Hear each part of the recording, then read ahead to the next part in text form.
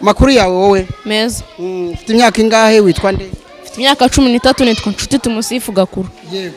Noneho nawe dusanze uri gushushanya. Yego.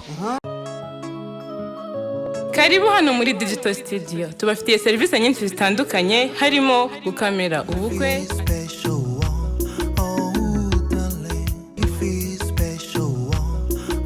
anniversaire, bride shower, baby shower, gukamera mu bitaramo ndetse no mu bindi birori byinshi kandi bitandukanye. Bahanzi, makorari ndetse namwe bakinyi ba filime. Nta handi mwakura amashusho meza kandi ku giciro cyiza atari muri Digital Studio. Digital Studio, igisubizo ku banyarwanda.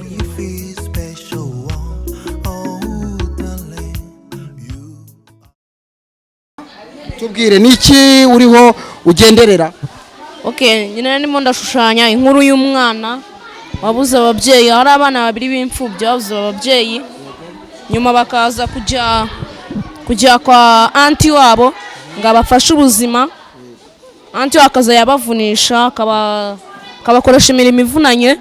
None ubu ngubu nyirizina icyo ushaka kwigisha ni igiki? Icyo nshaka kwigisha ni uko abantu bazajya bafata abantu bafite inyisano cyangwa abandi bantu badafite inyisano bakaza babafasha. Muri make abantu bagafashanya maze iterambere rikihuta mu gihugu. Noneho iyi mpano yo gushushanya wowe wumva rero izakumarira iki?